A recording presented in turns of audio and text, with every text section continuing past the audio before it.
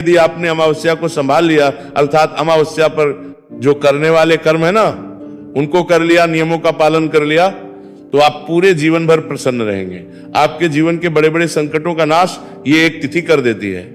अमावस्या के दिन यदि आप अपने पितरों को मना लेंगे तो जीवन में चाहे आपको धन का संकट हो, चाहे परिवार में क्लेश रहता हो, मानसिक तनाव क्लेश रहता हो, चाहे संतान उत्पत्ति तक क्यों ना रुक गई हो, इन सभी बड़े बड़े संकटों का नाश ये एक तिथि और इस दिन किए जाने वाले कार्य कर देते हैं। इसीलिए इस एक दिन की महिमा बहुत अधिक है। और मैं सदा अमावस्या पर कहता हूं, शास्त्र कहते हैं इसलिए मैं कहता हूं कि ये एक दिन आपका भाग्य बदल सकता है और ये एक दिन आपके भाग्य को बिगाड़ भी सकता है। कारण क्या है?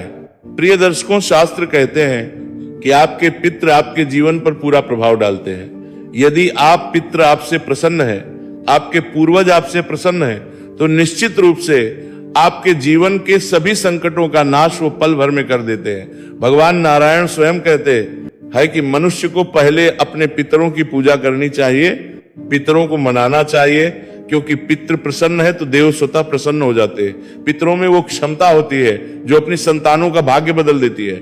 इसीलिए हमें अमावस्या एक ऐसा दिन दिया गया है शास्त्रों के द्वारा जिस दिन हम अपना भाग्य बदल सकते हैं। पितरों के माध्यम से यूं तो इस दिन भगवान के निमित्त किया जाने वाला व्रत भी करते हैं, माता लक्ष्मी के निमित्त किया जाने वाला व्रत भी किया जाता है, पर इस तिथि पर सबसे अधिक जो महिमा है ना वो पितृ पूजन की है, पितृ तर्पण की है, पितृ पूजन की है, पितृ पूजन की है, तृतीय की है। अब आप कहेंगे पंडित जी ये अमावस्या तिथि को ही क्यों पितृ के लिए महत्वपूर्ण कहा जाता है? ऐसा क्या है इस तिथि में? इसका कारण यह है कि जो पितृ लोग है ना वहां पर इस दिन सुबह होती है, वहां का जो समय है वो इस प्रकार से चलता है कि इस हमारे 15 दिन वहां की रात्रि होती है और हमारे 15 दिन का वहां का दिन होता है। इस प्रकार से हमारा जो एक है वो पितृलोक का एक रात और एक दिन होता है।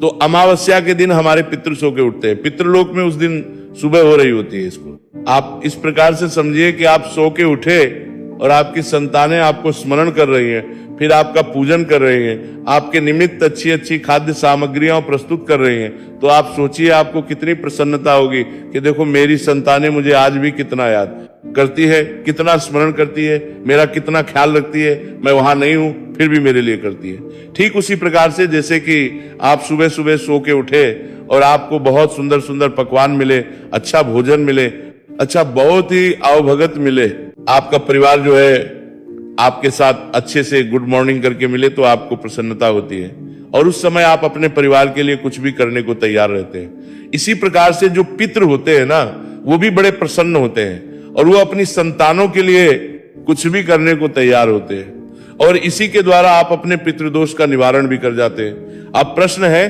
कि ऐसे में करना क्या चाहिए? सबसे उत्तम कर्म क्या है इस दिन करने के लिए? प्रिय दर्शकों, अमावस्या के दिन एक कर्म बताता हूं जो बड़ा छोटा सा है लेकिन ये भाग्य बदलने वाला है। अमावस्या के दिन स्नान आदि करने के बाद स्वच्छ वस्त्र धारण करके और बाकी जो दैनिक पूजा पाठ है उसको करने के बाद एक लोटा लीजिए, तांबे के लोटे को अच्छे से मांझ लीजिए, उसमें थोड़ा सा गंगा जल भरिए, फिर उसमें भरिए एक पत्ता तुलसी का डालिए, काले तिल डालिए और अगर आपके पास है तो डालिए, आसन लगाइए और दक्षिण दिशा की ओर मुख करके बैठ जाइए तथा गीता के 7वें अध्याय का श्रवण कीजिए। गीता का 7वां अध्याय सुनिए या पढ़िए। अब गीता का 7वां अध्याय कहां से आएगा? गीता का 7वां अध्याय में प्रत्येक अमावस्या पर अपलोड करता हूं। अमावस्या के अतिरिक्त और भी महत्वपूर्ण दिन होते हैं जब इसकी महिमा होती है तभी मैं अपलोड करता हूं।